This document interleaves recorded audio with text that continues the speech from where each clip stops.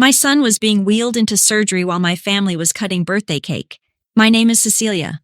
I'm 51. The night of the crash, I called my mother from the ER as nurses moved my boy down the hall. Behind her, music rose over the phone. Someone laughed. Glasses touched. My sister's birthday party was still loud enough to fill the receiver. I told her the ambulance had brought us in. She didn't step outside. A 911 call? That's overkill, she said. And another voice asked if it was time for candles. I lowered the phone, folded my son's jacket across my lap, and ran my thumb over the initials I'd stitched inside the lining. For 30 years, I worked in the back room of American Daughters, finishing every order while my sister smiled under the sign. By midnight, my screen showed 22 missed calls. Then my mother's voicemail arrived, her voice thin and fast. It's all falling apart. Call me, because what they needed most had been sitting in my hands all night. I'll tell you what was in my hands. But you have to understand the hallway first. You have to understand how a family teaches a woman to make herself small, and what happens on the one night she stops. So stay with me. Start where I started. On a plastic chair, outside a set of double doors, at the worst hour of my life. The double doors had a small window, and the light behind it was red. I sat on the plastic chair bolted to the wall, and I did not move. My son's jacket was folded across my knees. I had made it 2 winters ago, navy wool, a lining I'd cut from an old dress shirt of my father's. His initials and Julian's worked together inside the collar where only the two of us knew to look. I pressed the collar flat with 2 fingers. The thread held. A nurse passed, then another. Neither stopped. Somewhere down the hall, a machine beeped in a rhythm I didn't recognize, and I found myself counting it, matching my breath to it, because if I was counting, I was not thinking about the sound the car had made when it stopped being a car. Julian was 13. On the drive home, he'd been talking about a science project, the words coming fast the way they do when he is excited.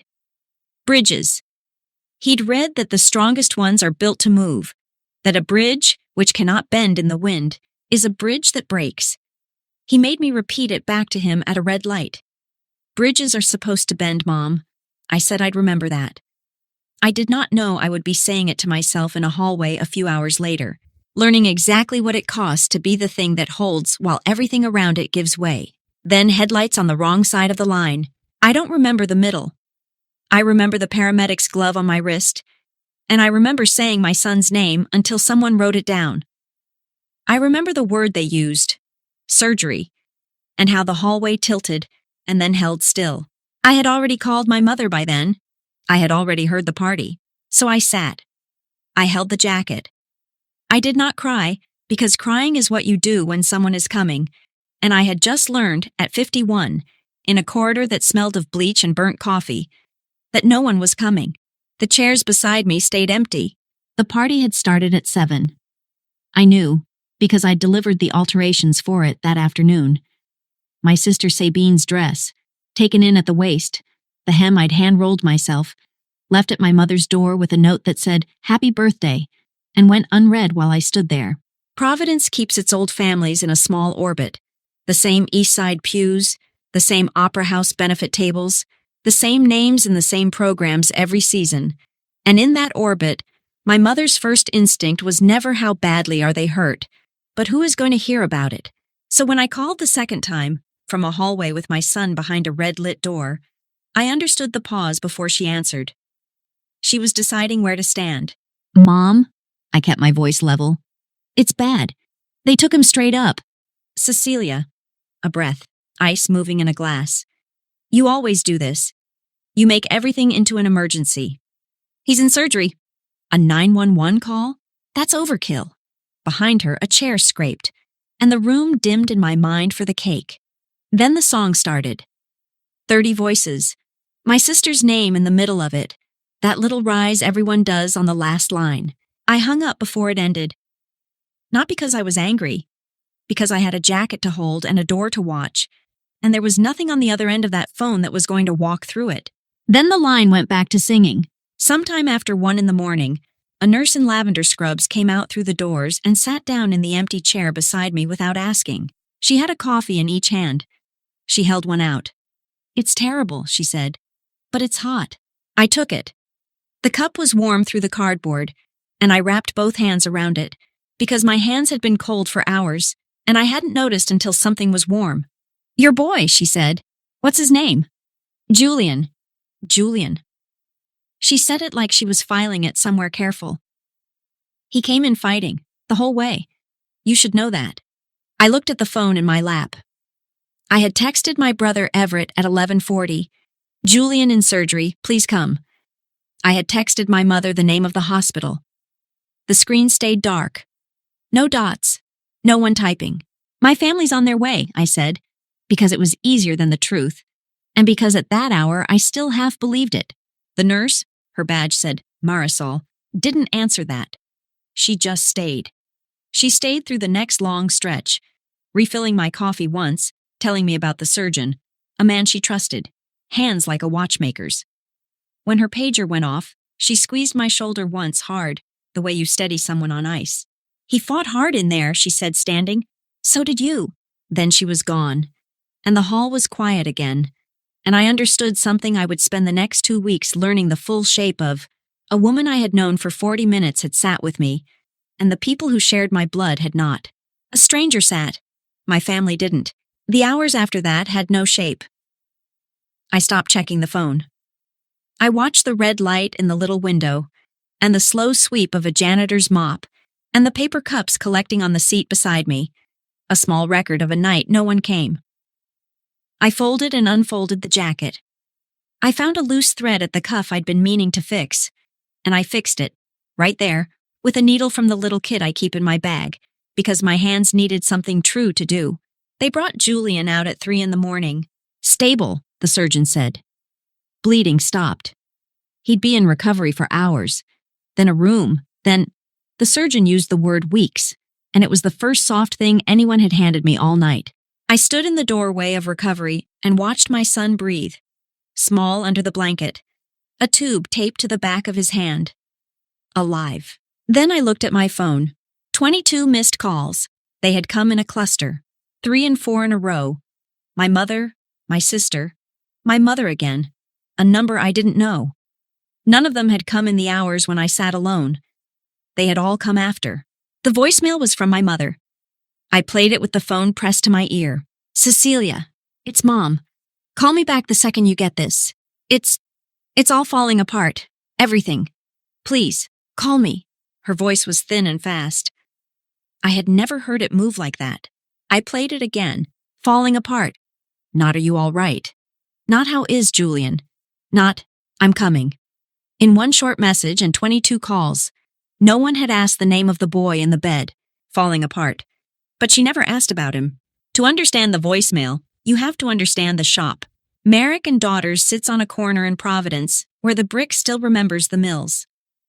Push the door, and a bell my father hung in 1978 rings the same flat note it always has, and the smell comes up to meet you. Pressed wool, machine oil, the starch of fresh muslin, the faint sweetness of the beeswax we run thread through so it won't knot. I have breathed that room every working day of my life. I could find my station blind. My father, Alden Merrick, opened the shop the year I turned 3. He cut a young man's first suit and a bride's first gown, and eventually curtains for a theater downtown, and he taught me at that back table with a bent spoon of pins in his mouth. He used to say the same thing whenever I rushed a seam and had to pick it out. The work tells the truth, Cece, he'd say. It always signs its own name. I didn't know then that he meant it as a promise. He put both his daughters on the sign, because he was a hopeful man, and because Sabine, 8 years younger, was born looking like something you'd put in a window. But Sabine never learned to set a sleeve. She learned to talk to the people who bought them. And when our father's heart gave out in 2015, at the cutting table, on a Tuesday, with a half-finished jacket under his hands, it was me who closed the shop for the funeral, and me who opened it the following Monday, because the orders don't stop for grief, and someone has to finish the work. He left the business to me. Not to the 3 of us. To me, the deed, the lease, the name, all of it signed over the winter before he died, in an office with a notary, while Sabine was in Newport, and my brother Everett was, as ever, agreeing with whoever had spoken last. He left it to me. Only me. The morning after we buried him, I unlocked the shop at 6 and turned on the lights and stood a while in the smell of him. The oil, the wool, the beeswax. There was the half-finished jacket still pinned on his form, the one he'd been working on when his heart stopped. A customer was coming for it that Friday. I could have called and canceled. Instead, I sat down at his table and picked up where his hands had left off, and I finished it in his stitch, not mine, so the man who came for it would never feel the seam where one maker ended and another began. That is when I understood what he had left me. Not a building, not a name on a sign.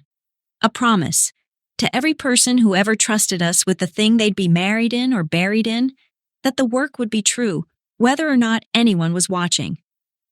I kept that promise for 11 years while my sister collected the thank yous. I never once thought of it as leverage. It took my mother's voicemail to teach me that the truest thing I owned was also, when I finally needed it, the strongest. There is a framed magazine page on the wall of the front room. I dusted it for years. It ran in a Rhode Island glossy about 6 years ago. A soft-lit spread, my sister Sabine at the front counter with her hand resting on a dress form. Merrick and Daughters, the headline called it, the atelier where old-world craft meets a modern eye. And the modern eye was Sabine's, and the old-world craft was described in one sentence, in the passive voice, as though the gowns finished themselves in the night. I was not in the photograph. I was in the back that day, because a bride's mother needed a bustle reboned by Friday, and someone had to do it.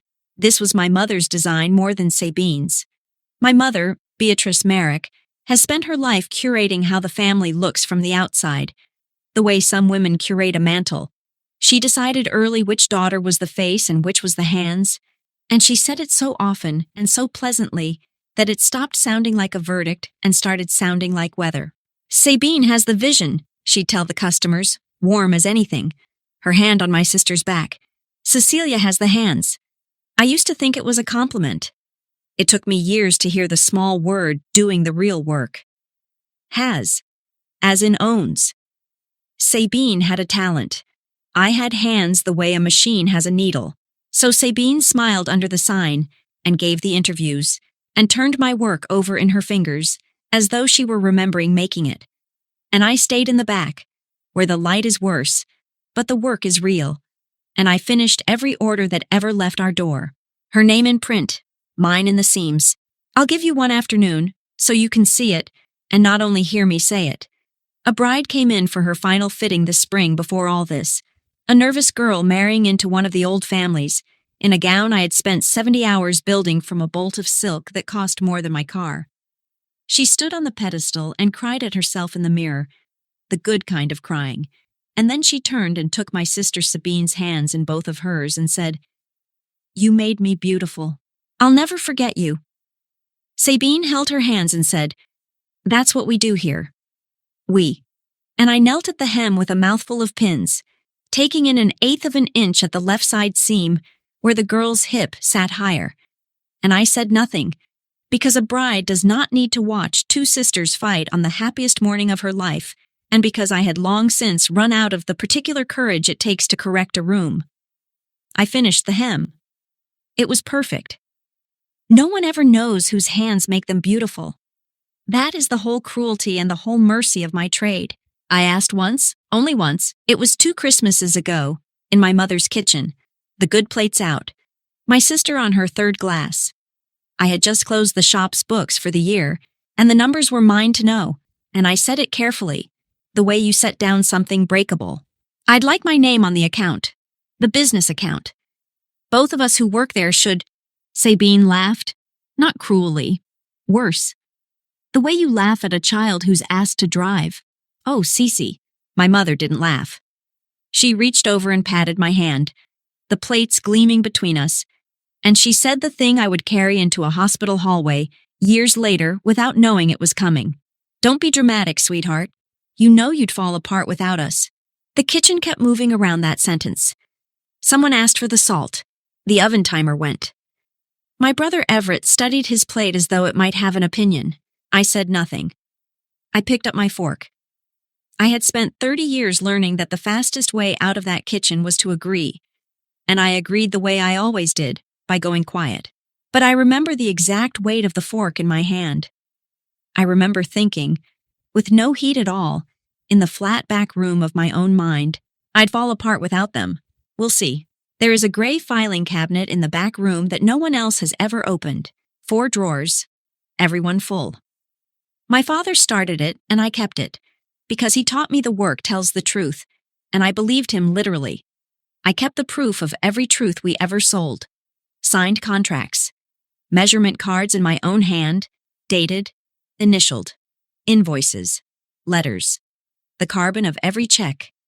Emails I printed, because a screen can lie about when a thing was sent, and paper filed the day it arrives cannot. Sabine thought it was a nervous habit. My mother called it hoarding, fondly, the way she called everything I did by a smaller name. Neither of them ever asked what was in it, because neither of them ever imagined they'd need to. And there was one more thing I kept, though I kept it in the work itself. In the lining of every piece that left my hands, every gown, every jacket, every costume, I sewed a small label, folded under, where a wearer would never find it. 2 initials worked in blind stitch, a maker's mark my father had used before me. CM. You could hold the garment under a light and never see it. You had to know it was there. You had to turn the lining back with your fingers and look. My father was right. The work signs its own name. One day, the seams would speak. Last autumn, a garment older than anyone living came across my cutting table. It arrived in a flat archival box from the Whitmore Opera House. A bodice from 1926, the year the Whitmore opened its doors, boned and beaded, and coming apart at every seam 100 years could reach. The Opera House was planning its centennial. A gala, a commemorative production, and on its stage, the original costumes, restored, alongside new ones built to match. They wanted the work done by, as the letter put it, the best hands in Providence. The commission was $200,000. I read the number twice. It was more than the shop cleared in a good year. It was the kind of work you get once, if you're lucky, in a whole life at a table. The woman who ran the Centennial Committee, Adeline Prescott, came to the shop herself. She was silver-haired and direct, and she'd done her homework. She knew my father's name, knew the theater's old curtains had come from us. She laid a gloved hand on the beadwork of the 1926 bodice and looked at it the way you look at a person you're worried about. These costumes are the heart of our 100th year, she said. I need someone who understands that a seam is a promise. Sabine took the meeting. Of course she did. She wore the good blazer and spoke about heritage and vision, and Adeline Prescott nodded, and I stood a step back with my hands folded, the way I had stood for 30 years, and I said the 2 useful things that were said in that room, about the beading, about the dye, and then went quiet again. But that night, I stayed late with the bodice under my lamp, and I understood exactly what they had. The best hands in Providence. They meant mine. There was a working session that October at the theater, where I earned every dollar of that number and none of the name. Adeline Prescott had questions only a maker could answer. Whether the beadwork could bear the heat of the stage lights, how the old silk would move on a body under a spotlight, what could be saved, and what would have to be rebuilt from the bones out. Sabine sat at the head of the table and gestured. I answered every question quietly, from a chair to the side, and each time I did, Adeline Prescott turned to Sabine and said thank you, as though the answers had merely passed through me on their way to her. By the end, she trusted the shop completely. She trusted it because of me. She simply did not know that yet, and I did not tell her, because telling her would have meant a scene. And I had built my whole life around the promise never to be the one who made one. The contract came in a stiff envelope with the Whitmore's crest, and we signed it at the front counter on a Thursday. There were 2 signature lines, one for the Opera House, one for the vendor, and under that line, in small gray type, a single word, owner. I watched my sister Sabine uncap a pen and sign her name on that line. Sabine Merrick, owner. She wasn't. I was. She had never held a share of the business, never signed a lease, never been an officer of anything but her own reflection. But the Whitmore believed she was the Merrick who ran Merrick and Daughters, because that is what my mother and my sister had spent years teaching everyone in Providence to believe. And no one at a 100-year-old opera house was going to interrupt a warm afternoon to ask a woman for her incorporation papers. I opened my mouth. I want you to know that. I opened my mouth to say it. The account is mine. The name is mine. That line says, owner, and I am the owner. And my mother, sitting in the good chair by the window where she liked to preside, caught my eye. Just caught it. A small look I'd been trained to read since childhood. Don't be dramatic. Don't make a scene. Don't spoil this. I closed my mouth. I told myself it didn't matter whose pen touched the paper, because the contract was with the registered entity, and the registered entity was me. And that was a fact no signature could change. I told myself I was being practical. I was being what I had always been. I let it go. 3 days later, the advance landed. $60,000. And Sabine bought a car I watched her park outside the shop. And my mother told the ladies at church that her daughter had won the commission of the year, and I went into the back room and started the work. She signed a name that wasn't hers to sign. For 4 months, I lived in the back room after closing. I rebuilt the 1926 bodice bead by bead, matching a dye lot that no longer existed by mixing 3 that did. I drafted the new costumes from the old patterns, cut them, set every sleeve, hand-finished every hem, because a machine leaves a different soul in a seam, and I would not put my father's name on anything less. There were nights I watched the sky go gray through the high window and drove home to sleep almost none and came back. Julian learned to do his homework at the empty front counter, and I'd look up and find him asleep on his folded arms, and I'd carry him to the car in the jacket I'd made him, and we'd do it again the next day. My sister Sabine came to the shop a handful of times in those 4 months. She came to be photographed. She posted the pictures with her face close to my beadwork and captions about her process, her late nights, the toll a masterpiece takes on an artist. She let a reporter call her the designer behind the Whitmore's centennial. My mother shared every post. Neither of them could have told you which end of the needle takes the thread. And into the lining of every single piece, the restored bodice, all 12 new costumes, I folded my small blind-stitched label where no wearer would ever find it, where no camera would ever catch it. CM, not for pride. My father did it before me, and I did it because he did. Because the work should carry the name of the hand that made it even when no one is looking, especially when no one is looking. I sewed my truth into a place only truth would ever go. I didn't know yet that I would need it. I only knew it was there. The way I knew the filing cabinet was full, and the deed was in my name. Quiet facts, kept in the dark, waiting for a light I hadn't imagined anyone would ever shine. My hands, her posts, my mark, hidden. 2 days after the crash, my family finally came to the hospital. They came together, which should have told me something, because they never did anything together that didn't have a purpose. My mother, Beatrice, carried a bunch of flowers from the gas station on the corner, the cellophane still wearing its orange price sticker, and she set them on the windowsill of Julian's room without quite looking at the bed. Julian was awake by then, pale, propped up, a bruised map of the seatbelt still across his chest. He said, "Hi, Grandma," in his careful post-surgery voice, and my mother said, "Look at you, such a brave boy." And then she turned to me, and the temperature of the room changed, and I understood that the visit had a schedule, and Julian was the throat clearing before it. "How's he doing?" "Good, good." She didn't wait for the answer. "Cecilia, we need to talk. It's important."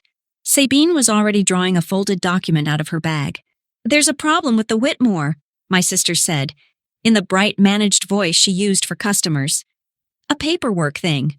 Nothing, really. But they need a signature, and it turns out it's a technicality. They need yours. You've always been so good with the paperwork," my mother added warmly, as though handing me a gift. I looked at the flowers with the price still on them. I looked at my son's hand on the blanket, the tape from the IV, the small chip in his thumbnail from a bike fall in June that I had cleaned and bandaged at a kitchen table while these same 2 women were somewhere else. They had not come for him. They had come because a door had closed that only I could open, and they needed me to open it before I understood what was on the other side. They came for a signature. Not for him. Julian watched all of it from the bed. He is 13, and 13 misses nothing. When my mother reached for her purse instead of his hand, I saw him clock it. The small recalibration a child makes when he learns something about the adults who are supposed to love him.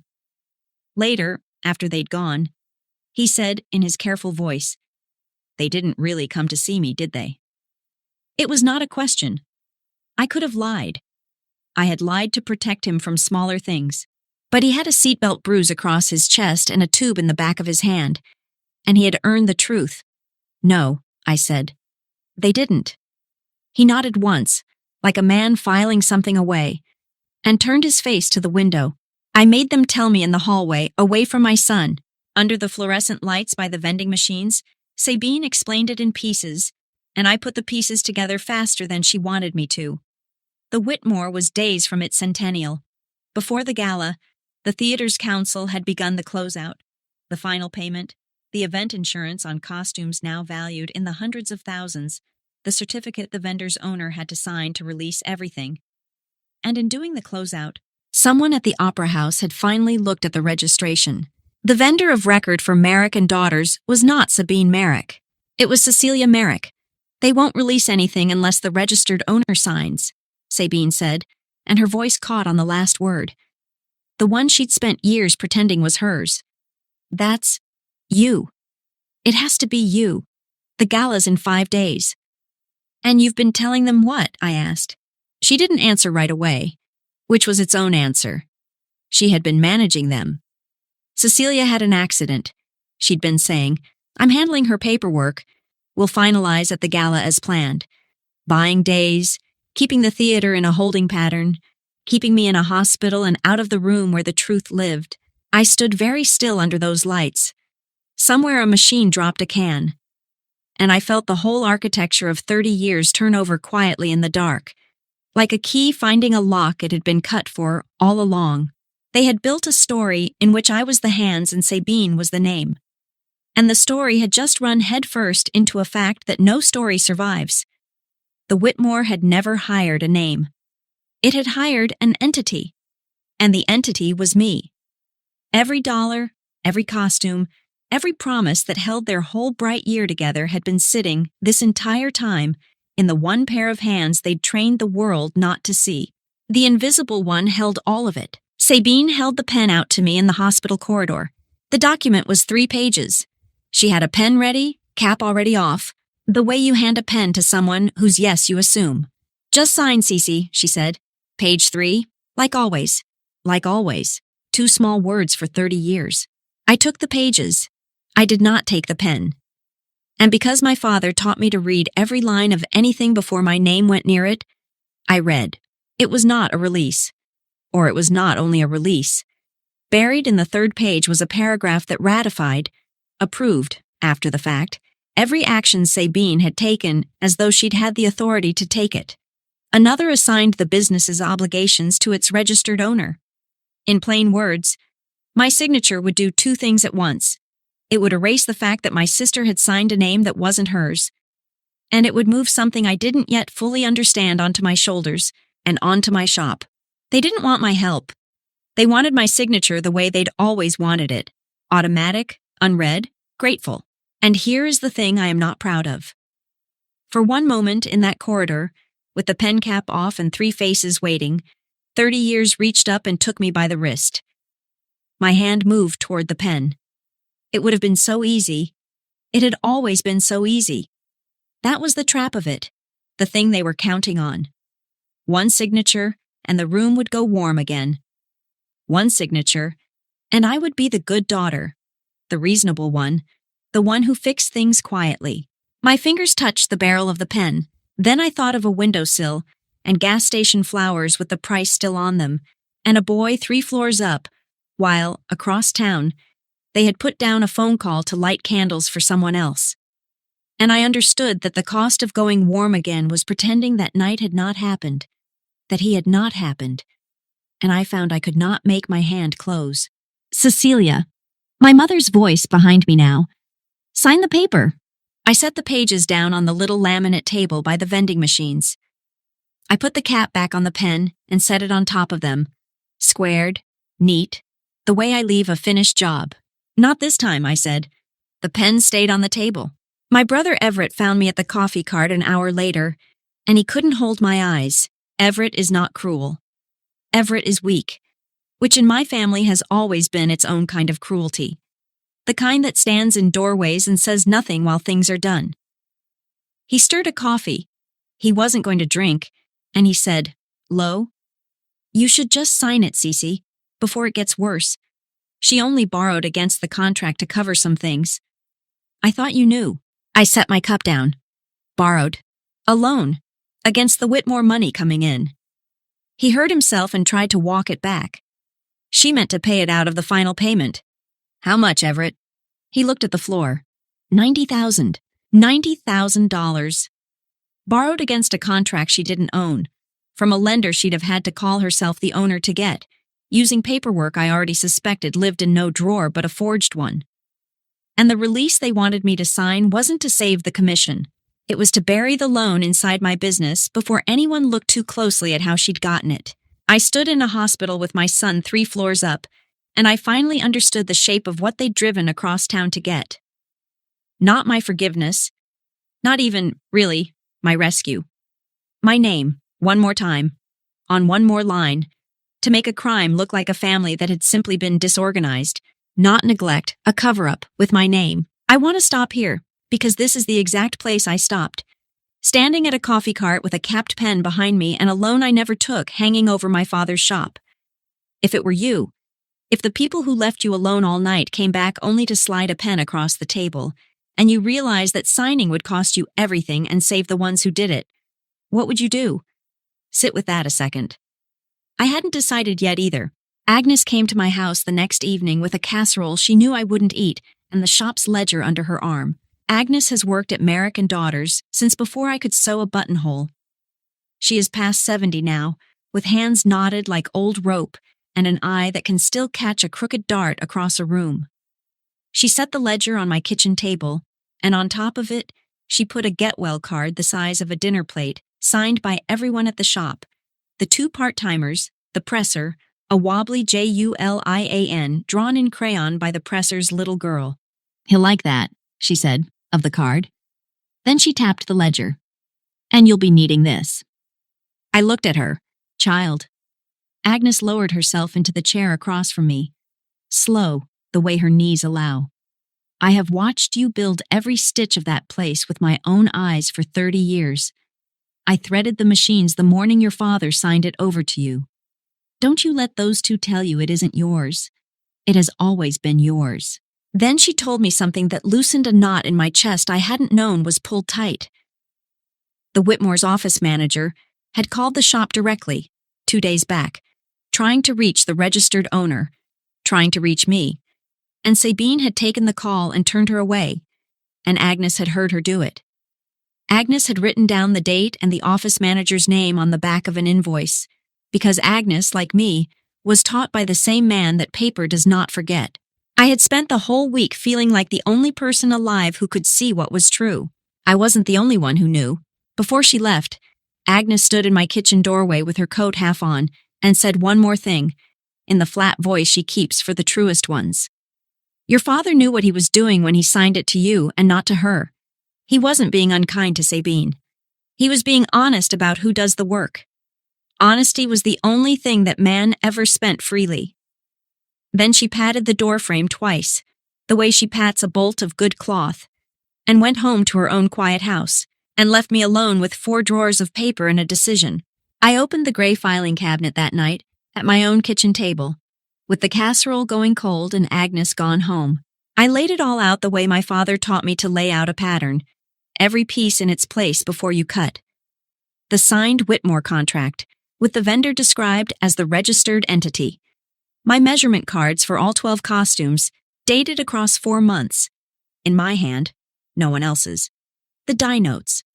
The Opera House's own letters, addressed to Merrick and Daughters, care of Cecilia Merrick, the name they had typed themselves before my mother rewrote the story out loud. Printed emails, filed the day each arrived. Agnes's invoice with the office manager's name on the back. Piece by piece, a truth assembled itself on my table that no birthday party and no borrowed car could talk over. I built it the way I cut a pattern, slowly and twice, a timeline running left to right the way a seam runs. September, the Whitmore's first letter, addressed to me by name. October, the contract, my sister's signature on the owner's line. The advance clearing the business account. My account, the one my name has always been on and hers never has. The measurement cards, one for each of the 12 costumes, in a hand the whole East Side would recognize as the hand that hems their daughters' gowns. Anyone could lay these side by side and read the story in the order it happened. My father used to say, a lie needs a good memory, and the truth just needs a good file. I had the contract. I had the proof of the work. I had the ownership. I was reaching for the one thing I still didn't have, the proof of how Sabine got the loan, when my hand found something else in the back of the deed folder. A single sheet of paper folded once. My father's handwriting. He'd tucked it in with the transfer papers the winter before he died, and I had filed it without reading it that terrible week, and it had waited in the dark for the night I would need it most. I sat down. The kitchen was very quiet. I unfolded it under the lamp, and my father spoke to me in his careful draftsman's print. The letters formed the way he formed a seam. Unhurried, meant to last. Cece, I'm giving you the shop because you are the one who makes it true. They will tell you that you are only the hands. Don't believe them. The hands are where the truth lives. I have watched you sign your name in a place no one looks, on every good thing you ever made. One day someone will look. When they do, let the work speak, and stand up straight while it does. Dad, I read it twice. I pressed it flat on the table with my palm. The way you steady something that is breathing. The seams were starting to speak. The last piece came the next morning, and it came from the lender. I called them as the registered owner, which I was, and asked for a copy of the loan file on the account tied to my business, which they had to give me. It arrived by email within the hour, and I printed it, because paper. There it was, on the application, in my sister's handwriting, in the box that asked for the borrower's relationship to the business, sole owner. Sabine had written sole owner. She had signed beneath it. She had attached a page purporting to show an ownership she did not have. A document that matched nothing in any drawer of mine, because it had never come from the shop. It had come from her. I sat with that page a long time. Not in triumph. Something quieter and heavier than triumph. My sister had not only taken the credit for my work. To get $90,000, she had put her pen to a lie about who I was, had signed my name away, the way she'd signed the Whitmore's line, as though I were a room she could let herself into. And now I had it, in her own hand. Sole owner, a lie with a signature, printed and dated, sitting in a folder next to the deed and the contract and 12 measurement cards and a note from a dead man telling me to let the work speak. I had everything I needed. Now I could end it with one folder. The gala invitation had come weeks earlier, addressed to Sabine, and she'd left it at the shop because she assumed I'd never use it. It was cream, engraved, the Whitmore's crest at the top. 100 years, a seat at a table, the unveiling of the centennial costumes on the Whitmore stage. I stood it against the sugar bowl on my kitchen table, next to the folder. My mother called that afternoon. I let it ring twice and answered. Cecilia.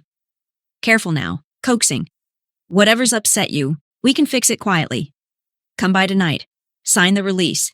And this stays in the family. You don't want to embarrass your sister. You don't want to embarrass yourself. Sign before the gala, or we all go down together. There it was. The last try. Quietly, in the family. The 2 rooms she had kept me in my whole life. The back room and the family.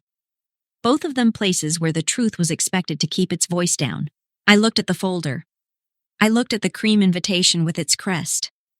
I thought about my father's note and the word he had pressed hardest into the page. Stand. Then I'll see you at the gala, I said, and hung up.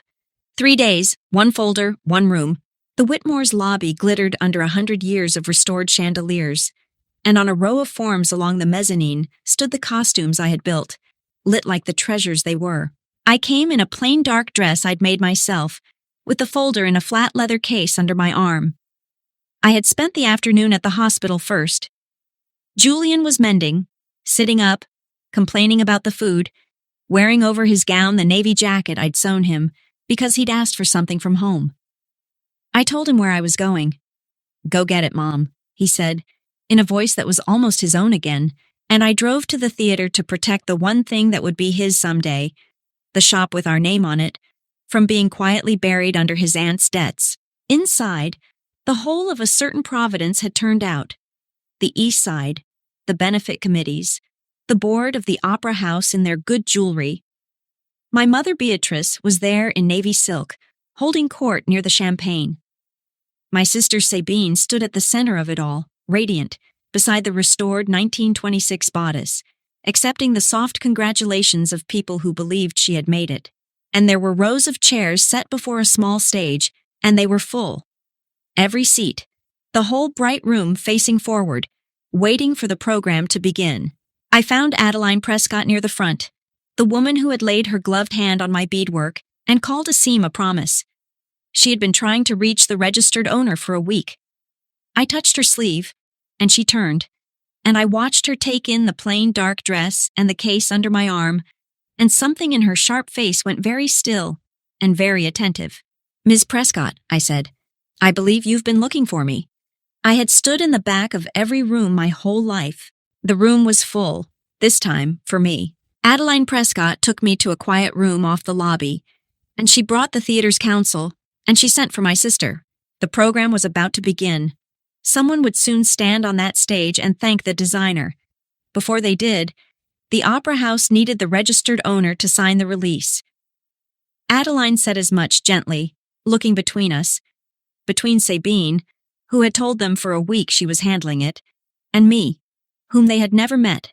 "There's been some confusion about ownership," Adeline said. "I'd like to clear it before we go on." "There's no confusion," Sabine said, smiling, reaching. "I'm the owner.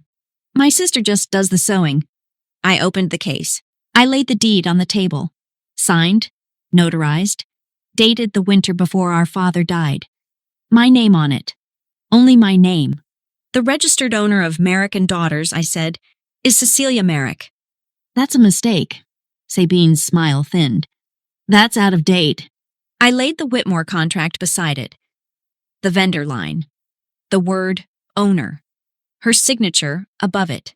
Then I laid down the theater's own letters, addressed to me, by name, before anyone taught them otherwise. And then, last, the page from the lender. The loan application, in my sister's hand, the box marked sole owner, her signature beneath it. $90,000, borrowed against a contract she did not own, on a lie about who I am. "She did not only sign your contract," I said, to Adeline Prescott, and to the council and to the 2 board members who had drifted close. "She signed a loan as the owner of this business. She is not the owner. I am. Call the lender on Monday. They will tell you exactly what this page does." The council picked up the deed, read it, set it down, picked up the contract. The room went quiet in the particular way a room goes quiet when paper starts talking and a person stops being believed. Sabine kept talking. The paper didn't need to. The paper said what she couldn't unsay. By then the doors had opened, and the guests had drifted in behind us, and the quiet room was neither quiet nor private anymore. Sabine turned to them, to the board, to our mother in her navy silk. "This is absurd," she said. "I designed these. I have given a year of my life." I walked to the mezzanine, to the 1926 bodice on its form, under the light. The room followed. I turned back the lining at the left seam, where 100 cameras had never thought to look. I found the fold. I pressed it open with my thumb. 2 initials, blind stitch, CM. "You want to know who made these?" I said. I did not raise my voice. "Read the label." Adeline Prescott stepped up beside me. She bent close. She read the tiny stitches under the light, and then she went down the row. Bodice, gown, all 12 I'd built, turning back each lining with her gloved hands, finding the same 2 letters folded into every one. CM, CM, CM. Not SM, not once, not anywhere. Sabine's voice climbed. "Anyone could sew initials in later," she said. "She's jealous. She's always been jealous. She's doing this to humiliate me." She was still reaching for the old story, the one where I was the bitter one, the difficult one, the the hands who resented the face.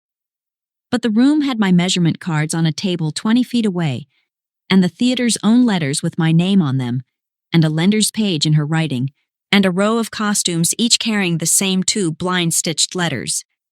You cannot out-talk a seam. She looked around for the faces that had always taken her side, and for the first time in her life, she did not find them. I turned to the woman I had called my sister my whole life, and I did not call her that now. Ms. Merrick signed a contract that was not hers to sign, I said to the room, in a voice as flat and clean as a pressed seam. She signed a loan as the owner of a business she has never owned. She has smiled under our father's name for years. But our father taught the two of us the same thing, and only one of us believed him. I looked at the label, my father's letters, in my own hand. The work tells the truth. It always signs its own name. Adeline Prescott straightened. She looked at the row of costumes, and then at the crowd, and then she said the sentence I had waited 30 years in a back room to hear a stranger say out loud. These are the work of Cecilia Merrick, she said. The Whitmore Centennial belongs to her. The room read the label, then read her. My mother, Beatrice, began to cry in the middle of that bright room, and for the first time in my life it moved no one. She reached for the old tools. The trembling hand pressed to the chest, the wet voice finding the nearest sympathetic face. But the faces had turned.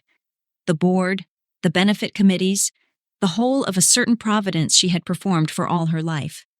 And they were not looking at her with sympathy. They were looking at the costumes, and at the labels, and at me. Adeline Prescott was not a woman who let a silence sit. She turned to the room, to the board, to the patrons, to the reporter who had once called my sister the designer, and whose pen was now moving fast across a pad. And she said it so it would carry. The Whitmore contracts with makers, not with names. We will finish our centennial with the woman who built it. A few people began uncertainly to applaud. It was not for my mother, and it was not for Sabine. It was the first applause of my life that was for the hands. The theater's counsel had quietly carried the loan file to a corner with two men from the board. I heard the words, fraud, and lender, and Monday. Sabine had stopped talking entirely. She stood beside the 1926 bodice she had claimed for a year, and she had nowhere to put her hands. My mother crossed to me. Up close, her voice dropped to the register she'd used in a Christmas kitchen and 100 rooms before it. Low, only for me, the old key turning in the old lock. After everything we've done for you, she whispered, you'd fall apart without us. I looked at her a long moment. I thought of a hospital hallway, and an empty chair, and a boy in surgery, while candles were lit across town. And yet, I said, here I am, standing. I closed the leather case. Neat, squared, the way I leave a finished job. And I walked out through the middle of that room, under the sign of my father's name, past every seat that had stayed full to watch it, and no one told me to keep my voice down. They fell apart, without me. If you have ever been the one a family remembered only when their world was coming down, after they spent years making very sure you knew your place, I'd like to hear how you carried it, and how you set it down. Tell me in your own words. I think there are more of us who came out of that back room than anyone lets on. In the weeks that followed, the sign over the shop stayed the same, but the name under it finally meant what it said. The Whitmore completed the commission with me, as the owner it had always contracted with. The final payment came to the business account, my account, and I used part of it to do the thing my father never got to. I put Agnes on the payroll as a partner, in writing, her name beside mine where it belonged, 30 years late. Agnes cried when I showed her the paper, which she would deny if you asked her. She had spent the better part of 50 years as the best-kept secret in that shop, the way I spent 30, and she understood better than anyone what it means to finally see your name written down where it counts. The centennial costumes went up on that stage, and the program, reprinted, credited the atelier and the woman who ran it. And a photographer came and took a picture of me at the cutting table in the back room, where the light is still bad and the work is still real, and for once that was the whole story. The rest went the way paper makes things go. The lender's file went to people who ask their questions on Mondays. My sister Sabine's year of being the designer became a different kind of year, one with lawyers in it, and the debt she had tried to fold into my shop stayed exactly where she'd signed for it, with her. My mother, Beatrice, called twice, and then stopped, and the silence between us now is one I chose, instead of one I swallowed. My brother Everett sends me articles he thinks I'll like, which is the most an enabler knows how to do, and I let him, because a small door left open is still not the same as walking back into that house. Providence is a small city, and small cities keep books the way I do. The story moved through the east side the way these stories move, at benefit tables, in the pews, over coffee after church. For 30 years, those rooms had known my sister's name and not mine. Now they knew both, and they knew which one had been at the machine. A few of my mother's oldest friends stopped calling her. A few of them started calling me. I did not gloat. I did not have to. The work had told the truth, exactly as my father promised it would, and the town had finally turned the lining back and read it. A woman came into the shop one afternoon, a patron from the gala, and asked me to make her daughter's wedding gown. At the counter, she said a thing I'll keep. "We should have known your name years ago." I told her it was all right. I'd known it the whole time. That turned out to be enough to build on. The name finally meant the right hands. Julian came home on a gray afternoon, and the first thing he did, before the couch, before the television, was find the jacket. He'd left it at the hospital, and I'd brought it back, washed and mended. One seam had torn in the crash, and I'd repaired it so you couldn't tell, which is the whole of my trade in a single sentence. He pulled it on over his pajamas. He is 13 and growing. The sleeves sit a half-inch short now, and I'll let them out this winter, and that is the kind of small future I get to keep. He pushed his hands into the pockets and felt something at the collar, and he turned the lining back, the way you have to, the way I had taught him without ever saying that I was teaching him. 2 sets of initials worked together in the seam, his, and a set he didn't recognize, older, from a man he never met. "Whose are these?" he asked, touching the second pair. "Your grandfather's," I said. "He signed his work where no one looks. So do I. So, one day, will you?" Julian ran his thumb over the stitches. Then he looked up at me, in the jacket I had made, in the house that was quiet now in a way that felt like ours. "I can't even see them," he said, "but I know they're there." "That's the whole idea," I told him. He wore it the rest of the afternoon, out to the kitchen and back, the sleeves a little short, and every so often I caught him with his hand at the collar, feeling for the stitches he could not see. He is 13. He will forget the hospital mostly, the way children are merciful to themselves. But I think he will remember this, that his grandfather's name and his own are sewn into the same seam, in a place you have to know to look for, and that the woman who put them there was, in the end, nobody's back room, sewn where no one sees, I see.